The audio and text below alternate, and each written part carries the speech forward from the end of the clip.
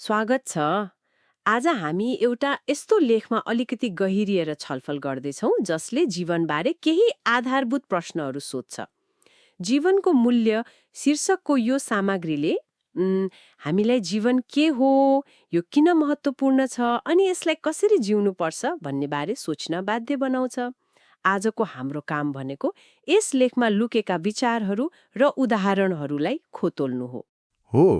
र यो लेखको सबैभन्दा रोचक पक्ष के छ भने नि, यसले आफ्ना सबै तर्कहरू एउटै केन्द्रीय विचारमा आधारित गरेको छ, जुन उपदेशकको पुस्तकबाट लिएको देखिन्छ। त्यो विचार हो, जीवन हाम्रो आफ्नै सिर्जना होइन, बरु यो एक उपहार हो, परमेश्वरबाट प्राप्त भएको। यो एउटा यस्तो धागो जस्तो हो जसले लेखका सबै फरक फरक मोतीहरूलाई एउटै मालामा उनेको छ। त्यसो भए यही धागो समातेरै सुरु गरौँ न त। लेखकको पहिलो र सायद सबैभन्दा महत्त्वपूर्ण दाबी के हो भने हरेक जीवन अमूल्य छ। यसले आफ्नो तर्क उत्पत्तिमा आधारित गर्छ, जहाँ भनिएको छ कि मानिस परमेश्वरको स्वरूपमा बनाइएको हो। तर यो त एउटा ठूलो दार्शनिक दाबी भयो। आजको दुनियाँमा जहाँ मान्छेको मूल्य उसको सामाजिक सञ्जालको लाइक वा ब्याङ्क ब्यालेन्समा नापिन्छ, यो आन्तरिक मूल्यको विचार कतिको सान्दर्भिक होला? तपाईँले एकदमै महत्त्वपूर्ण प्रश्न उठाउनुभयो। लेखले यही आधुनिक दुविधालाई सम्बोधन गर्न खोजेको जस्तो देखिन्छ।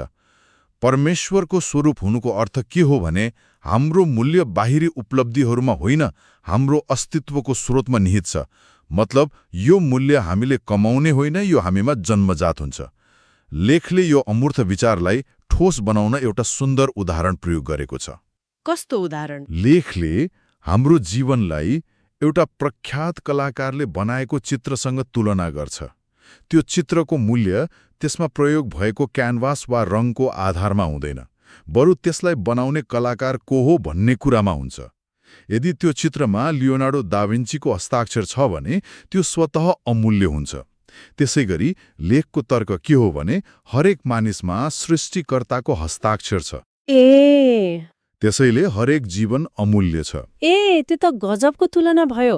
भनेपछि हाम्रो मूल्य हामीले के गर्छौं वा हामीसँग के छ भन्नेमा होइन, बरु हामी कसको सृजना हौं भन्नेमा छ। ठ्याक्कै। यसले त सम्पूर्ण दृष्टिकोण नै परिवर्तन गरिदिन्छ। तर यसको व्यावहारिक असर के त? यो कुरा थाहा पाएर हाम्रो दैनिक जीवनमा के फरक पर्छ? हो, यो केवल थाहा पाउने कुरा मात्र होइन। लेखले यसको व्यावहारिक पक्षमा जोड दिएको छ। यदि हामीले आफूलाई र अरूलाई त्यो अमूल्य चित्र जस्तै देख्न थाल्यौं भने हामीले त्यसलाई व्यवहार गर्ने तरिका पनि बदलिन्छ। तपाईले एउटा करोडौंको चित्रलाई जथाभावी फोहोरमा फ्याक्नुहुन्न, होइन र? त्यसलाई जतन गरेर सम्मानका साथ राख्नुहुन्छ। त्यस्तै यो विचारले हामीलाई आफ्नो र अरूको जीवनलाई लापरवाहीमा होइन, तर आदर र गम्भीरताका साथ जिउनुपर्ने जिम्मेवारी बोध गराउँछ। यो आत्मसम्मान र अरूप्रतिको सम्मानको सबैभन्दा गहिरो आधार बन्न सक्छ। यदि जीवन यति मूल्यवान छ, यो हस्ताक्षर गरिएको चित्र जस्तै हो भने यसलाई जथाभावी भित्तामा झुण्ड्याएर त भएन नि। यसको सही ठाउँ कहाँ हो? यसलाई कता लैजाने? एउटा महँगो गाडीलाई पनि त सही गन्तव्यमा पुर्याउनु पर्छ, होइन र? सायद यहीँनेर जीवनको दिशाको कुरा आउँछ होला। तपाईले ठ्याक्कै अर्को महत्त्वपूर्ण बिन्दुमा ल्याउनुभयो। लेखले यही प्रश्नलाई सम्बोधन गर्छ।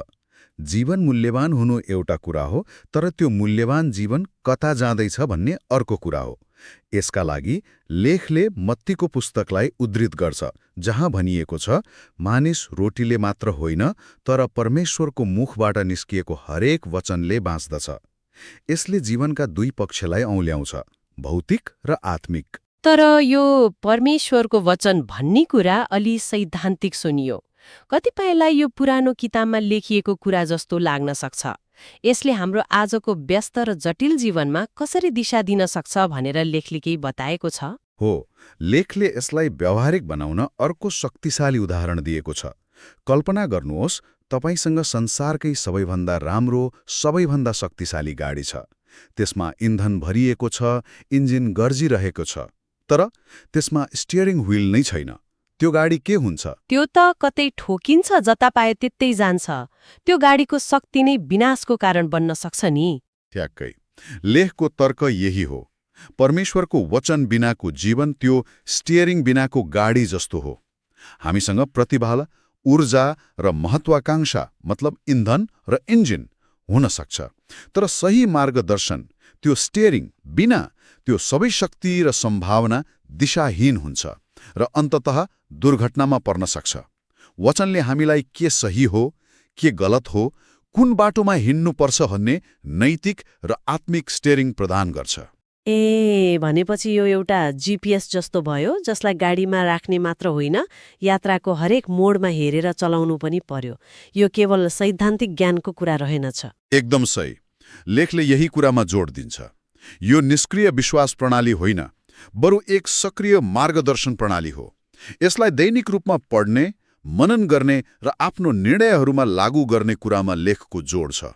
यो जीवनको अपरेटिङ सिस्टम जस्तै हो, जसले अरू सबै प्रोग्रामहरूलाई सही तरिकाले चल्न मद्दत गर्छ। पहाड हो र वचनले यसलाई सही दिशा दिन्छ। हामीसँग एउटा मूल्यवान गाडी छ र जीपीएसले बाटो पनि देखाइरहेको छ। पर यो सबै गरेर हामी पुग्ने कहाँ हो त? यो गाडीलाई सही बाटोमा लगेर अन्तमा के हासिल गर्ने? मलाई लाग्छ लेखको अर्को खण्डले यही जीवनको उद्देश्यको प्रश्नको जवाफ खोजेको छ। हो, यो नै सायद सबैभन्दा ठूलो प्रश्न हो। हामी किन यहाँ छौँ? लेखले यसको जवाफको लागि फेरि उपदेशकको पुस्तकमा फर्किन्छ, जहाँ भनिएको छ, परमेश्वरको भय मान र उहाँका आज्ञाहरू पालन गर, किनभने मानिसको सम्पूर्ण कर्तव्य यही हो। एक मिनट, यहाँ भय शब्दले अलिकति मलाई अप्ठ्यारो पार्यो। आधुनिक भाषामा त भय भनेको डर, त्रास भन्ने बुझिन्छ। के यसको मतलब हामी परमेश्वरसँग डराउनु पर्छ भन्ने हो?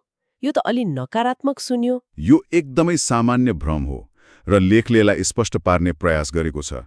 यहाँ प्रयोग भएको भय शब्दको मूल अर्थ डर वा त्रास होइन, बरु गहिरो आदर, श्रद्धा र सम्मान हो। लेखले यसलाई बुझाउन एउटा सान्दर्भिक उदाहरण दिएको छ। कस्तो उदाहरण रहेछ? एउटा बच्चा जसले आफ्ना आमाबुवालाई साँच्चै माया र आदर गर्छ, उसले उहाँहरूलाई निराश पार्न चाहँदैन। हो, त्यसैले ऊ सही काम गर्न प्रेरित हुन्छ। उसको प्रेरणा डर होइन, तर प्रेम र सम्मान हो। त्यसैगरी परमेश्वरप्रतिको भय भनेको उहाँको महानता, पवित्रता र प्रेमलाई बुझेर उहाँप्रति गहिरो सम्मान राख्नु हो। यो सम्मानले हामीलाई उहाँका आज्ञाहरू पालन गर्न उत्प्रेरित गर्छ, सजायको डरले होइन। भनेपछि यो भय त एउटा लङ्गर जस्तो रहेछ, जसले हामीलाई सही ठाउँमा अड्याएर राख्छ। यसले हाम्रो जीवनका छरिएका प्राथमिकताहरूलाई एउटा केन्द्रीय बिन्दुमा ल्याएर जोड्ने काम गर्यो। हो, लेखले यसलाई जीवनको केन्द्रीय सञ्चालक सिद्धान्तको रूपमा प्रस्तुत गरेको छ। जब हाम्रो जीवनको मुख्य उद्देश्य परमेश्वरलाई सम्मान गर्नुहुन्छ, तब हाम्रा अन्य निर्णयहरू, हाम्रो करियर, सम्बन्ध, पैसाको प्रयोग सबै यही मुख्य उद्देश्यको वरिपरि घुम्न थाल्छन्। यसले जीवनलाई एउटा अर्थपूर्ण दिशा र स्थिरता दिन्छ। यो केवल आइतबार चर्चमा मात्र सीमित हुने कुरा होइन, बरु हाम्रो हरेक दिनको बोली, व्यवहार र हरेक साना साना निर्णयमा देखिनुपर्ने कुरा हो। यो यात्राको कुरा गर्दा एउटा प्रश्न मनमा आउँछ। यो मूल्यवान, दिशासहितको र उद्देश्यपूर्ण यात्रा कति लामो छ त? के हामीसँग यो सबै गर्नको लागि सधैँभरिको समय छ? यो एउटा गम्भीर तर अत्यावश्यक प्रश्न हो र लेखको अन्तिम खण्डले यही विषयलाई छोएको छ, जीवनको क्षणिकता। लेखले याकुबको पत्रलाई उद्धृत गर्छ, जहाँ जीवनलाई बाफसँग तुलना गरिएको छ, जुन एकछिन देखिन्छ र त्यसपछि बिलाएर जान्छ। ओहो, यो त अलि निराशाजनक सुनियो नि। जीवन बाफ जस्तै क्षणिक छ भन्नुको मतलब केही पनि अर्थ छैन, आखिर सबै सकिहाल्छ भन्ने हो र?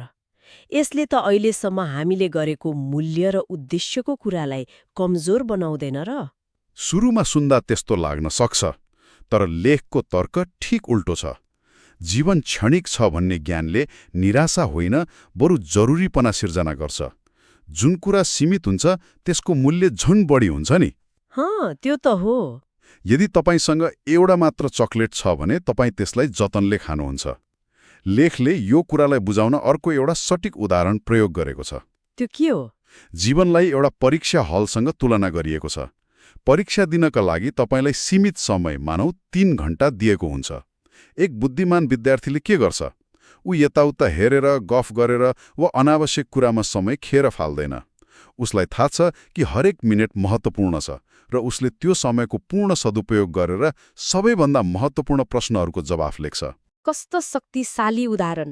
भनेपछि जीवन छोटो छ भनेर निराश हुने होइन, बरु यो छोटो समयलाई कसरी सबैभन्दा राम्रो तरिकाले प्रयोग गर्ने भनेर सोच्नु पर्यो, प्राथमिकता निर्धारण गर्नु पर्यो। बिल्कुल। यो क्षणिकताको विचारले हामीलाई जागरुक बनाउनको लागि हो, अल्छी बनाउनको लागि होइन।